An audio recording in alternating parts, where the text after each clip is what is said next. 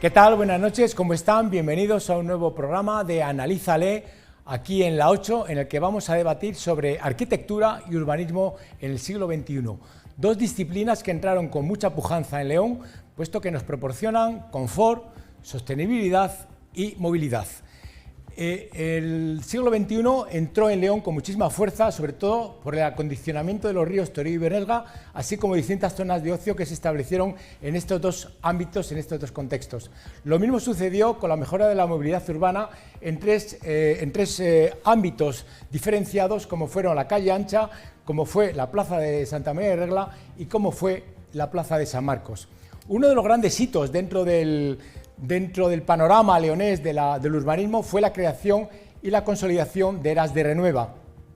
Para ello se realizaron distintos iconos arquitectónicos, como por ejemplo el auditorio, que tiene una perfecta simbiosis, una perfecta comunicación con el exconvento de San Marcos, con esos paramentos, con esos vanos abocinados y ese hormigón blanco. Lo mismo sucedería con el tanatorio de Eras de Renueva, un verdadero referente dentro de la arquitectura moderna, espacios diáfanos, una cubierta plana, un paramento vítreo completamente espaciado. Lo mismo sucedería con el EREN, la entidad regional de la energía, también un componente moderno definitorio y, por supuesto, digamos que el gran artífice de todo este paramento moderno sería el MUSAC. En cuanto al polígono de la Lastra, sería otro aspecto también destacado dentro de esta arquitectura del siglo XXI, en el cual se establecieron distintas conexiones con el mundo de la escultura, los cuatro elementos, intramuros, conexión del acero corten con el hormigón armado y sobre todo el INCIBE, el antiguo INTECO, que a todos ustedes les sonará, con esa cúpula voladiza sobre un gran elemento de hormigón armado.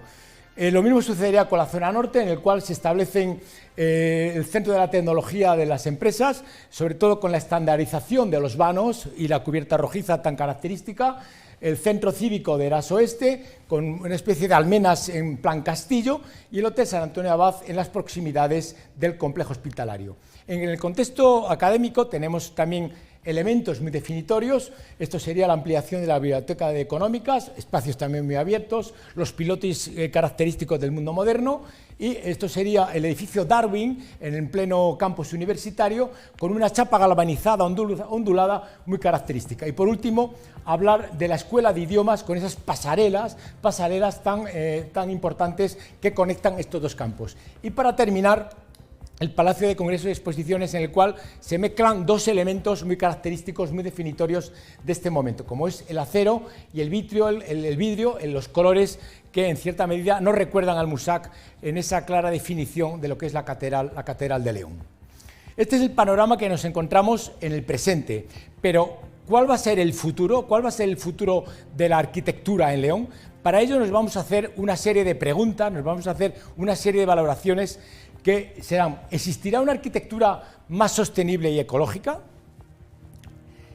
¿Existirán ciudades donde prevalezca la movilidad de sus ciudadanos en contraposición de los vehículos? ¿Qué tiene que prevalecer? ¿La función o la forma? ¿En qué grado la belleza de un edificio importa a la hora de realizar el proyecto? ¿El urbanismo se adecuará al ámbito laboral y del ocio de las personas que lo habitan? Todas estas preguntas las vamos a debatir en nuestra mesa de debate aquí, en Analízale, en unos instantes, en la 8.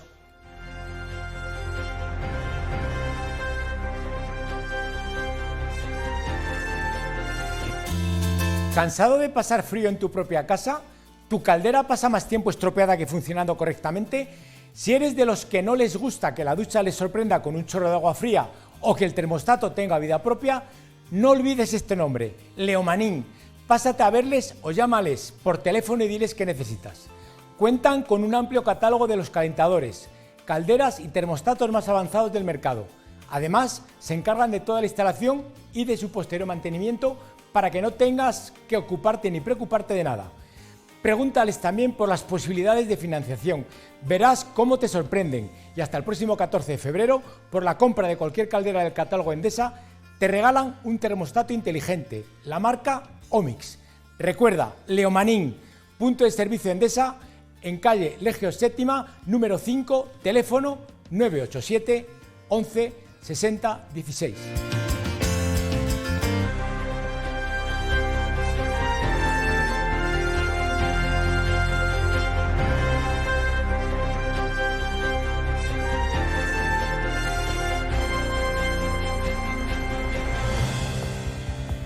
Vamos a comenzar nuestra primera mesa de debate de Analízale en el tema que vamos a debatir hoy sobre arquitectura y urbanismo en el siglo XXI.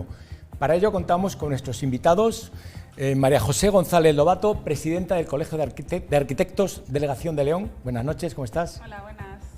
Y también contamos con Roberto Castillo Soto, profesor de la Universidad de León de Historia del Arte. Buenas noches. Buenas noches, Javier. ¿Todo bien?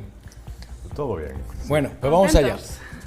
María José, dime en qué situación se encuentra actualmente la arquitectura con respecto a la pandemia, cómo os ha afectado.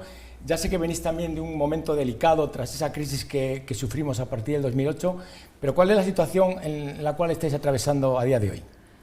Bueno, está claro que la arquitectura no es uno de los campos en donde está afectando más la crisis, todos hablan de ello, pero también estamos afectados, la verdad, porque bueno, todo va en conjunto.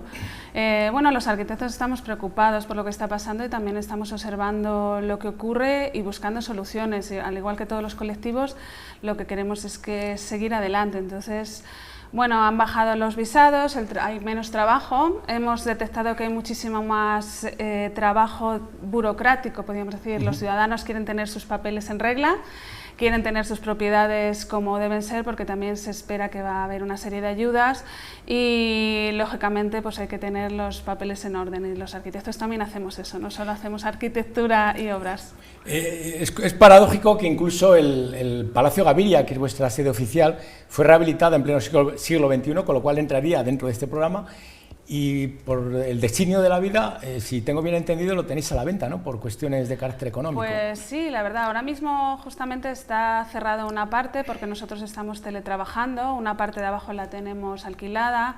El Colegio de Arquitectos en total, que somos León, Zamora, Salamanca y Palencia, hemos decidido poner a la venta los inmuebles, sobre todo en un momento anterior que estábamos viendo la situación peor, porque hemos visto que cada vez vamos todos a lo virtual, ¿no? Lo hemos visto ahora mismo, que incluso estamos todos teletrabajando, la sede está cerrada y el colegio sigue funcionando, los arquitectos siguen atendidos y la arquitectura sigue ahí. Entonces las sedes, aunque son preciosas y nos da mucha pena, es verdad que requieren un cuidado, un mantenimiento, y mantenerlas es muy caro, y bueno, pues también nos gustaría que tuvieran más uso, porque ahora mismo están en desuso, son grandes y tenemos allí muy pocos trabajadores, ahora es todo en internet. Sí. Bueno, pues ojalá mejore la situación y bueno, si no es esa sede, ojalá tengáis otra sede también de unas características dignas como corresponde al Colegio de Arquitectos. Claro, la idea es pues a lo mejor ir a una sede un poco más pequeña, más adaptada a los tiempos actuales, donde casi, si es que ahora ya casi nadie va al Colegio de Arquitectos en persona, accede a través de internet.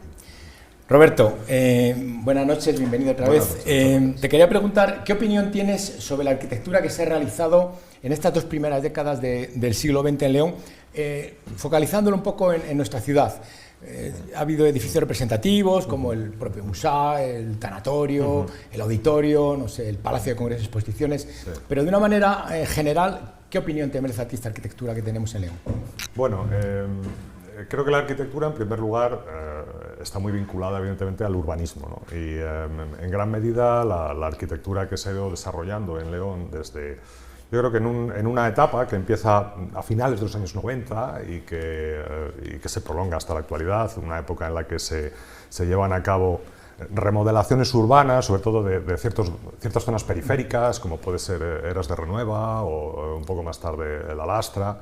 Yo creo que lo comentamos en la presentación nuestra, hablamos de ese tipo de... Sí, yo creo que son probablemente los dos espacios, digamos, más representativos, más después, bueno, luego supongo que hablaremos de él, del Palacio de Congresos, ¿no? Y generar un nexo de unión entre, digamos, la zona histórica de León y el barrio de La Vega, ¿no? También otro de los barrios periféricos. Pero ¿no consideras que quizás hemos focalizado demasiado en elementos icónicos, como puede ser ese tipo de representaciones a nivel de ocio, de espectáculo, y la vivienda residencial, en cierta medida, no hay algo que nos diferencie con respecto a otras décadas? Sí, vamos a ver, yo lo que te quería plantear era que, bueno, en muchas de estas remodelaciones periféricas que se han hecho, donde se ha implantado la arquitectura contemporánea en gran medida, no siempre han respondido a criterios de necesidad, ¿no? Sobre todo si atendemos a las cuestiones vinculadas con la vivienda doméstica, ¿no? Todos sabemos, esto condujo pues, a la crisis de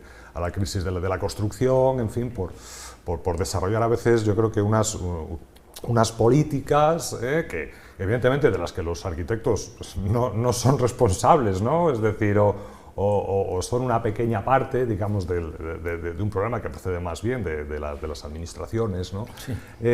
Bueno, todo ello, como digo, ha derivado en la generación de unos espacios donde la arquitectura residencial se ha ido complementando con obras, como bien dices, icónicas, ¿no? Que han intentado dar pues, un carácter, han intentado dignificar estéticamente, generar un tejido social en esas periferias, bien a base pues, de museos, centros de espectáculos, o el propio Palacio de Congresos, ¿no? Entonces yo creo que todo forma parte, yo creo que del mismo proceso de urbanización, no solamente de León, sino de nuestras ciudades modernas, y los resultados pues, son desiguales, ¿no? Yo creo que hay obras dignísimas, de gran calidad, junto con otras que probablemente su calidad arquitectónica, digamos su calidad tanto material como estética, pues es más discutible precisamente por eso, porque los criterios a veces que las han generado pues no son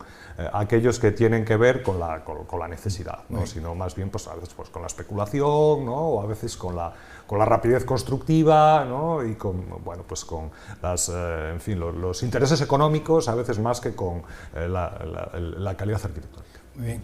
María José, al ir un poco de la respuesta que nos ha dado Roberto, desde el punto de vista tecnológico, que estamos en el siglo XXI y por supuesto la tecnología va muy unida a esta arquitectura, yo creo que los arquitectos tenéis como una mayor capacidad, ¿no? Yo creo que nunca se habían hecho proyectos tan vanguardistas y tan atrevidos, si se me permite la expresión, para poder realizar en la calle, ¿no?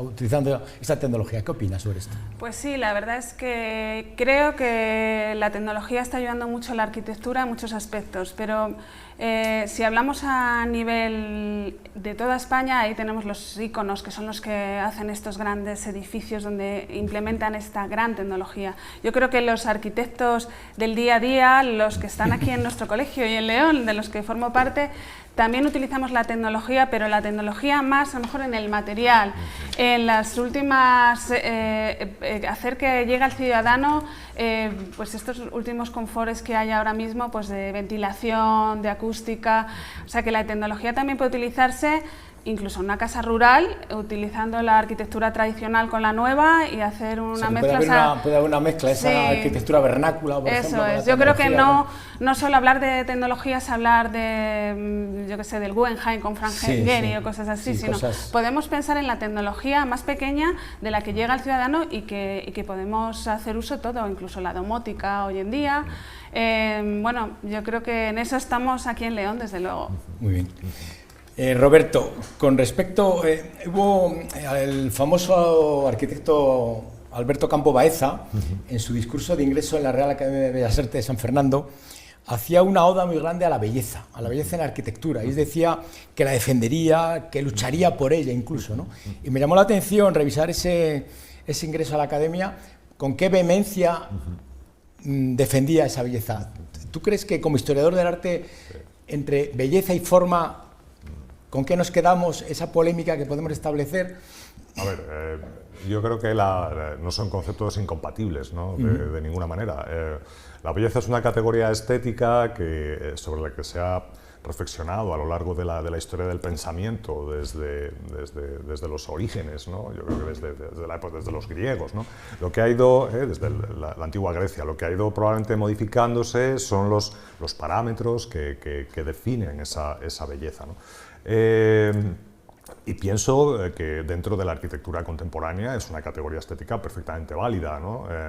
lo que comentaba María José, yo creo que la tecnología, ¿no? pues también aporta, ¿no? Yo creo que unas cualidades de belleza, que la belleza no solamente como un elemento asociado a la forma, sino también, por ejemplo, al confort de la arquitectura, ¿no? Al fin y al cabo, la arquitectura pues es algo que probablemente da forma a nuestra manera de vivir, ¿no? Y lo mismo que el urbanismo, ¿no? No es algo para ser contemplado, sino para ser utilizado. De tal manera que ese carácter funcional que tiene la arquitectura, ¿no? Digamos, porque forma parte de su propia definición, ¿no?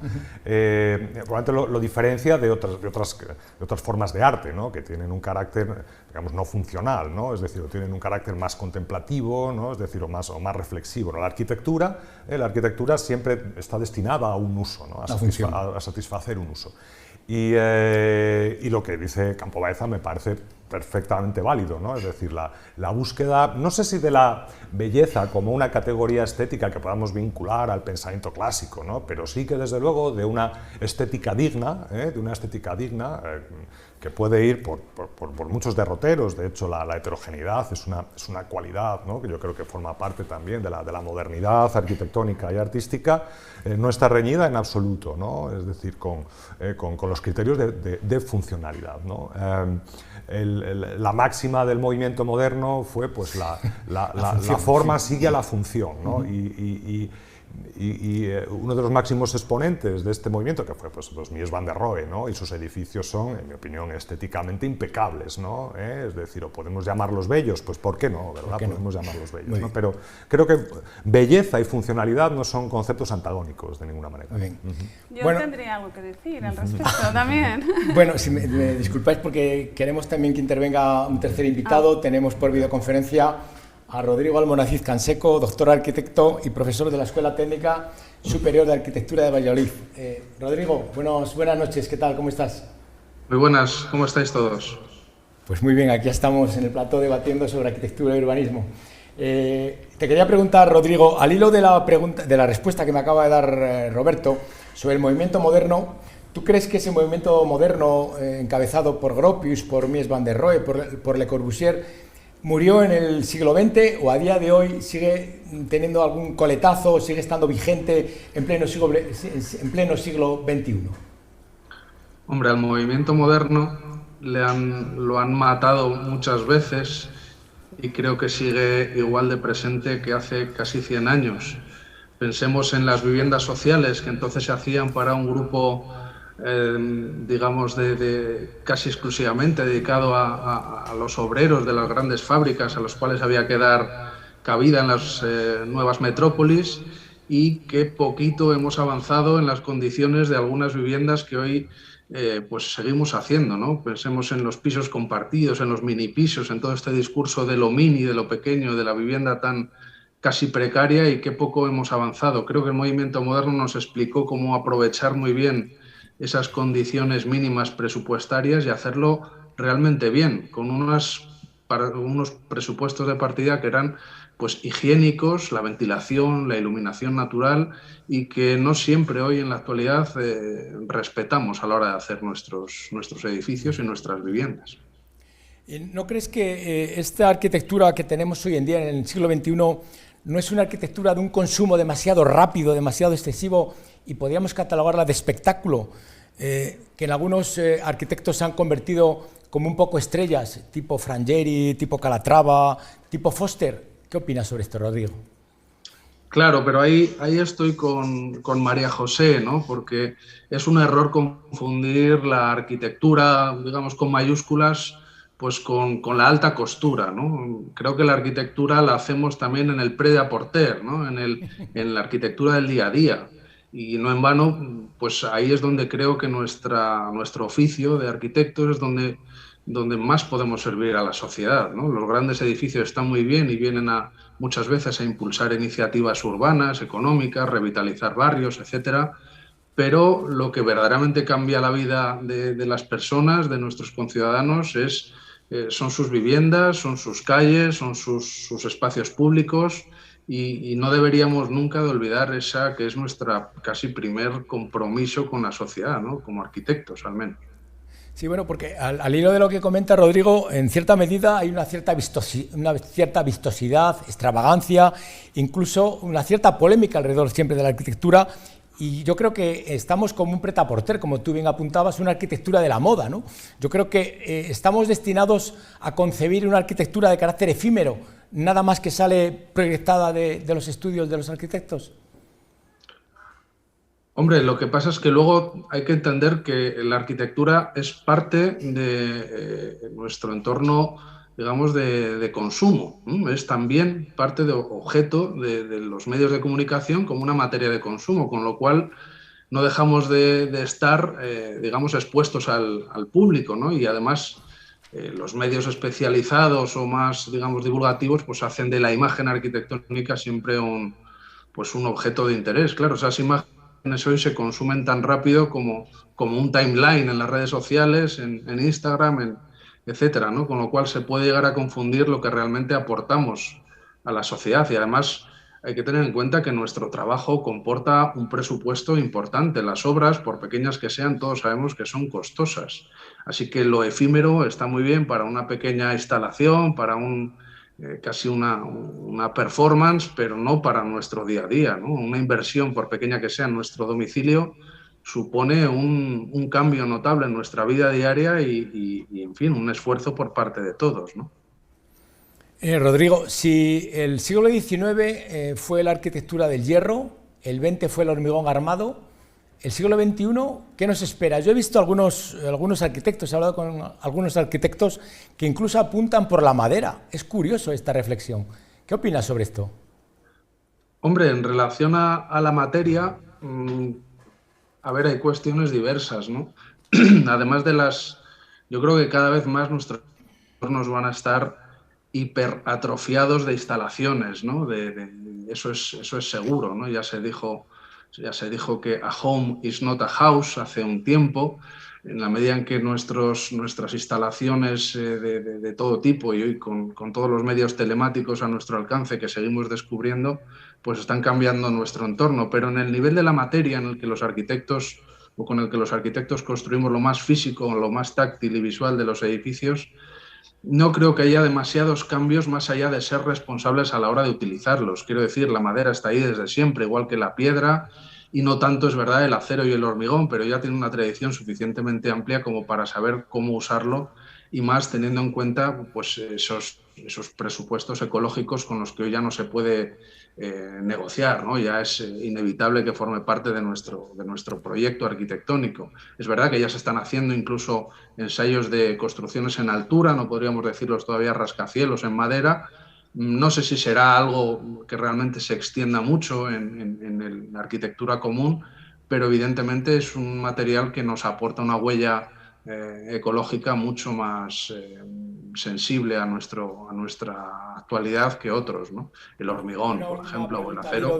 Una última pregunta, Rodrigo, al hilo de lo que comentas de la ecología. Me imagino que la arquitectura irá por esos derroteros, ¿no? Una arquitectura sostenible, ecológica y sobre todo que no dejemos tanta huella sucia como actualmente estamos dejando, ¿no? Claro, pero a eso hay que concienciar a todos, no solo a los arquitectos. Quiero decir, a la hora de producir los materiales, a la hora de transportarlos, no traerlos desde lejos, sino buscar materiales que nos provee el mercado en proximidad, ¿no? Para que no solo es la huella que deja el propio material en su fabricación, sino en su transporte, en su colocación, en su luego posible reciclaje. Todos esos son conceptos que deberían estar casi obligadamente incorporados al proceso de diseño, y aunque lo hacemos ya de manera intuitiva y a veces con muy buena voluntad, pero otras veces pues no todos ya no solo los arquitectos, sino promotores, propietarios, constructores, autoridades, instituciones, se es consciente suficientemente de ese problema y de esa huella que estamos dejando a la hora de intervenir en el entorno, ¿no? Bueno, Rodrigo, pues te vamos a despedir. Muchísimas gracias por tus aportaciones, por tu amabilidad. Sabemos que tienes una agenda muy ocupada y nos has hecho un huequecito aquí en la 8. Muchas gracias por tu participación. Muy bien, cuando queráis. Un saludo a todos. Bueno, pues continuamos en nuestra mesa de debate. Creo que María José tenía que hacer una puntualización o aseverar algo sobre respecto a forma, belleza, ¿no? Creo que vamos un poco por ahí. Sí, la verdad es que a mí también me gustaría hablar sobre la belleza. Y yo lo que voy a decir es otro punto de vista sobre la belleza. A mí me parece que la belleza está en el conocimiento. Es decir, tú vas por la ciudad y ves un edificio y dices, qué feo, qué horror, es horroroso, ¿no?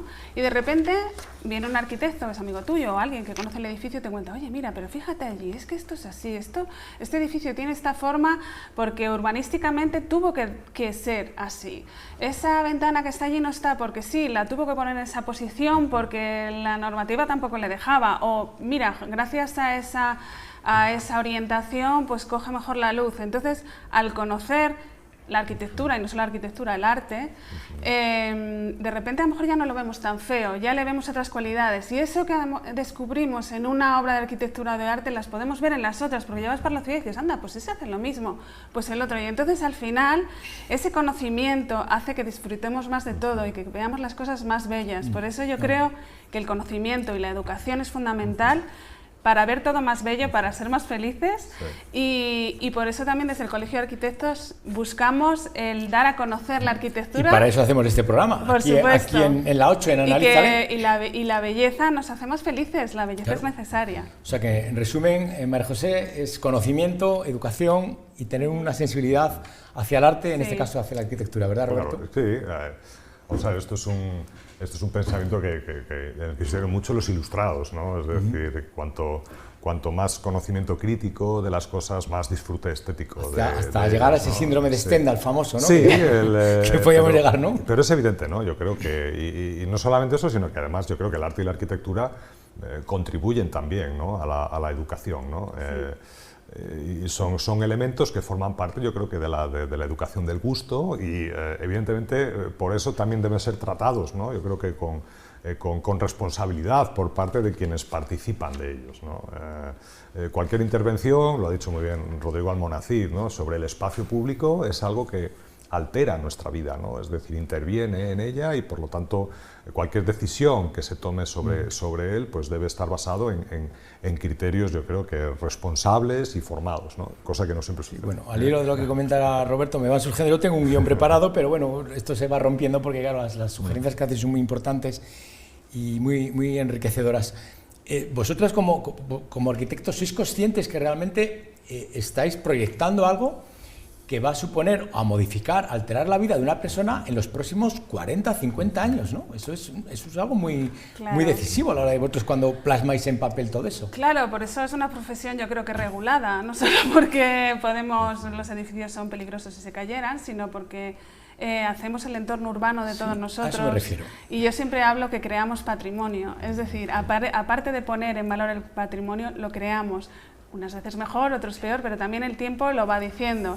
Y es una gran responsabilidad, pero es una labor preciosa, y por eso también requiere el estar atento a lo que ocurre en el mundo, a los ciudadanos, y estar en el mundo viendo qué necesidades hay. Y creo que ahora mismo la necesidad que hay, justamente en León, vamos por la rehabilitación. Muy bien. Se me va acabando el tiempo, Roberto, te dejo una pregunta para ti lo más breve posible para que entre en nuestra segunda mesa de invitados. ¿Qué crees tú, qué tendencia estilística, si es que va a haber algún tipo de tendencia estilística en las próximas décadas? Que es una pregunta muy genérica y un poco ambigua, pero bueno, ¿tú crees que será alguna fórmula mixta, será una cosa ecléptica? ¿Apunta por algún sitio todo esto? Porque yo realmente como historiador lo desconozco.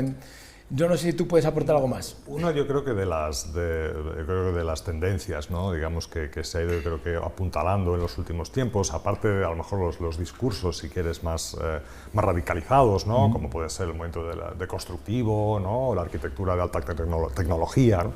Pero yo creo que la tendencia, y eso yo creo que es algo que sí que es cierto, que sea no que se haya negado, sino que sí que se ha incorporado al discurso del movimiento moderno, ¿no? Y es la atención a los valores históricos, antropológicos del lugar, ¿no? Es decir, algo que tiene que ver con las cuestiones estéticas y tiene que ver, como decía Rodrigo Almonacid, con las cuestiones de tipo tecnológico o material, ¿no? Es decir, que sin perder los criterios de funcionalidad, yo creo que la arquitectura sí que va tendiendo a atender cada vez más a cuestiones como la autosuficiencia energética, ¿verdad? O el uso de materiales que estén vinculados con el lugar, ¿no? donde se emplaza la arquitectura, ¿no? Bueno, pues muy interesante todo lo que hablamos. Desgraciadamente tenemos un tiempo en la tele y se nos está acabando y tenemos que dar también espacio al resto de los compañeros. María José, un placer que hayas acudido a la 8, muchísimas gracias. Roberto, muchísimas gracias por acudir a este debate, Arquitectura y Urbanismo siglo XXI. Nos vemos en la próxima. Gracias. Y ustedes, en unos momentos volvemos, una pausa de publicidad.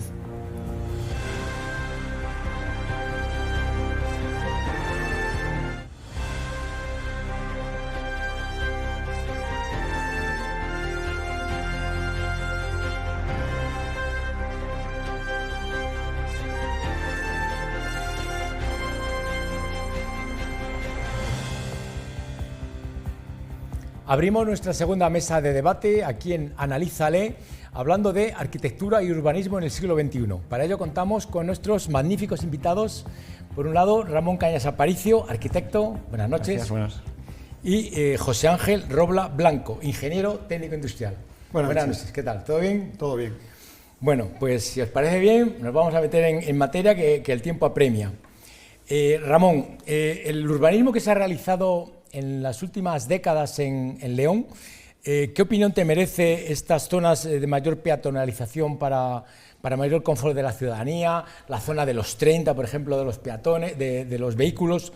¿Qué opinión te merece todo esto? Vamos, yo creo que el desarrollo lógico que está llevando el urbanismo ahora mismo es el derivado del que ya hemos podido ver también a causa de la pandemia que nos asola, en el cual, pues bueno, se está tratando de recuperar el espacio urbano para el ser humano, para el individuo, no solo como un medio de, digamos, de vialidad o de transporte, ¿no?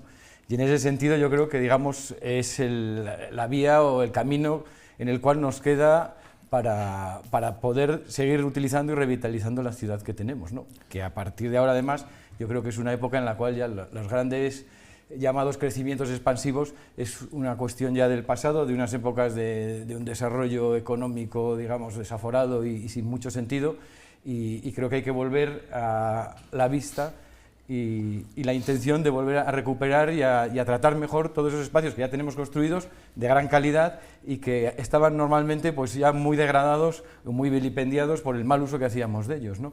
Con lo cual yo creo que eso, en teoría, lo que son cuestiones de accesibilidad, de disfrute del espacio libre y del espacio urbano, como no solo un medio, digamos, para una vialidad mecanizada que nos ha llegado a tener un desarrollo extremo, pues es una cuestión que yo creo que es lógica si queremos sobrevivir y vivir mejor como seres humanos, ¿no? O sea que, José Ángel, o sea que el término que, por ejemplo, Le Corbusier había acuñado en la década de los años 40, que el automóvil era el futuro, el automóvil iba a ser el dueño y señor para acercarnos a esas maravillosas casas que estaban en los aledaños de la ciudad, ha quedado un poco desterrado por esa masiva concentración de habitantes, ¿no? Yo creo que estamos cambiando un poco las cosas. Es decir, todo la parte que hacemos los ingenieros, estamos cambiando la movilidad de las ciudades. Hasta hace pocos años no había puntos de recarga de vehículo eléctrico.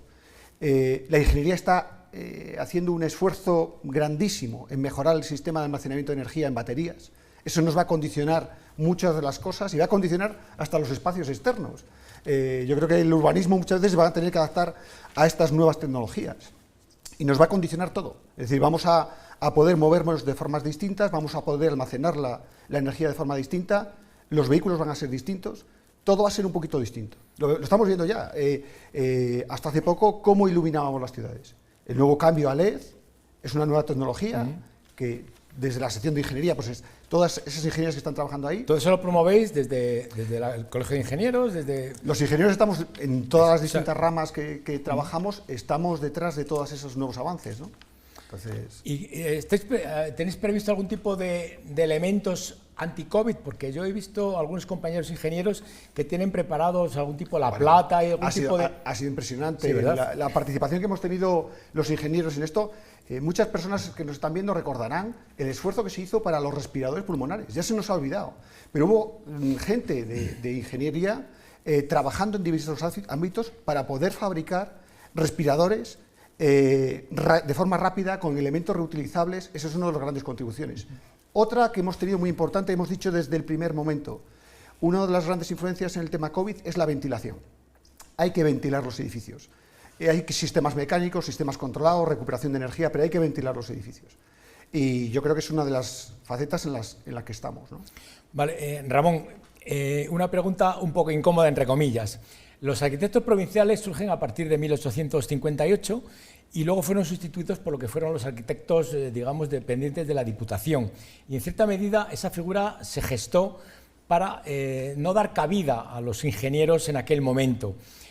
A día de hoy, esa controversia que surgió en aquel momento, en el siglo XIX, esa falta de competencias o esas discrepancias que podía haber en el siglo XIX, ¿siguen existiendo? Hoy que tengo aquí a mi izquierda un ingeniero y a mi derecha un arquitecto. Vamos, yo no estoy de acuerdo con la aseveración que has hecho primeramente, ¿no? Porque no creo que el origen, no, son datos, ¿eh? No, que el origen de los arquitectos provinciales fuera esa la función, digamos, porque de hecho los planes estaban firmados en muchos casos por ingenieros cuando se hace el ensanche de León mismamente, bueno, ¿no? También. O sea, que digamos eso fue una rotación que se hizo entre profesionales para, digamos, empezar a hacer uso de una cierta disciplina urbanística en cuanto a la organización o la forma de desarrollar y de ocupar la ciudad.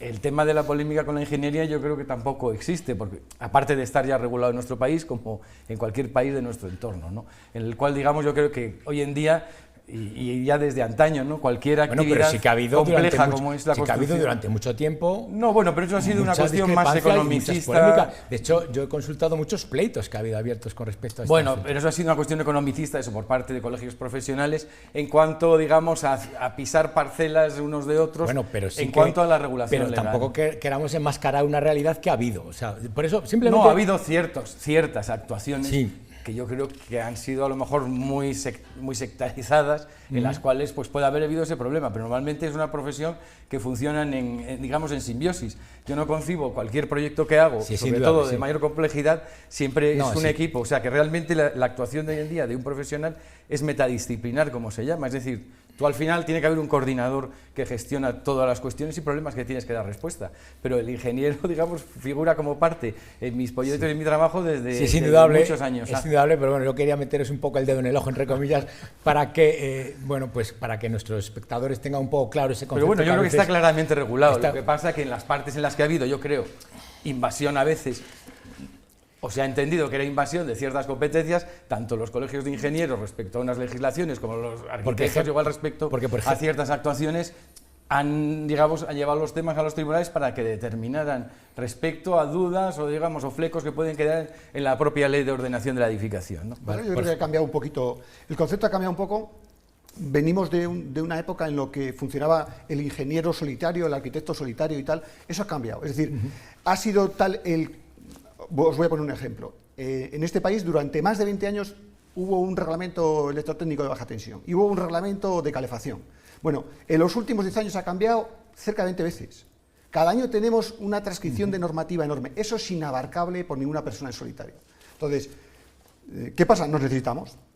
Es decir, ese complejo, esa normativa tan extensa, ese cambio tan rápido de tecnologías. Hasta hace poco nadie estábamos hablando de aerotermias. Nadie. Las calderas de gasoil de los chalés eran una caldera de gasóleo, de carbón. Es decir, hoy la ingeniería ha conseguido una eficiencia en esas generaciones de bombas de calor que hacen que sea una tecnología que se utilice en el diseño de los edificios. Pues entramos. Que hace posible la tecnología que hicimos alusión en la primera parte del debate. Claro, es que eso cambia todo, eso cambia toda la regla. Bueno, pues una vez aclarado este pequeño... Pero seguimos demandando a los arquitectos... Es evidente que entre arquitectos e ingenieros son imprescindibles para que una construcción sea lo más llevadera y lo más sostenible, eso es evidente. Lo que pasa es que, bueno, yo aprovechaba esta mesa de debate para que cada uno manifestase su punto de vista. Pero yo quiero hacer una petición. Pero yo sé que entre ellos tienen una magnífica relación y en ningún caso era mi intención. Queremos falsos techos más altos. Bueno, eso lo debatiremos. Reclamo desde aquí a los arquitectos.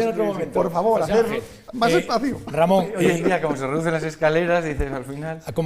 No, es que la normativa, absurdamente también, yo creo que la arquitectura no se ha hecho mejor porque esté más normalizada, ni más habitable, ni mejor calidad, ni con mayor bienestar, sino que yo creo que en muchos casos ha sido mucho peor. Y es que yo creo que también quiero partir una lanza a favor que en la época en que trabajó mi abuelo, por ejemplo, los proyectos eran 4 hojas y se hacían casas seguramente 1000 veces mejores que las que se pueden hacer hoy en día. Abuelo quiere decir que Ramón Cañas Aparicio es nieto del famoso Ramón Cañas y del Río. O sea, eso es que muchos espectadores no lo conocerán, pero bueno, uno de los grandes arquitectos de que la calidad no quiere decir que está ligada al, digamos, al grosor normativo ni al grosor documental que se acompaña, sino al hacer de las personas, ¿no? Muchas veces a la educación y a la formación. Tú como arquitecto, me viene a la cabeza, según estás comentando, cuando tú planteas un proyecto, te ciñes mucho al propósito que tu mentor, tu mecenas te dice, o tú intentas convencerle, o es un acuerdo mutuo. ¿Cómo suele ser este tipo de pelea, entre comillas? Que a mí siempre me ha llamado la atención. Que para que salga eso es una cosa que sale rara avis, un buen resultado. Primero tiene que haber un buen proyecto en lo cual, digamos, tienes que tener un momento de inspiración en el cual, por lo que sea, te sale bien. Tienes que tener un buen cliente, es decir, que haya una confianza total y mutua y que, digamos, hay una sintonía en ese sentido. Y luego, aparte, tiene que haber una buena ejecución, ¿no? Con lo cual es una cosa que se da en muy pocas ocasiones, ¿no? Pero bueno, yo normalmente cuando enfoco un proyecto bien, digamos, un proyecto libre o tal, muchas veces lo que hago es casi prescindir de la normativa de entrada. Y luego, una vez que está ya generada la idea o lo que sea, depende del tipo que sea, ¿no? Pues ya te la revisas. Lo más seguro es que incumplas cantidad de prescripciones que luego tienes que ir encajando de una u otra manera.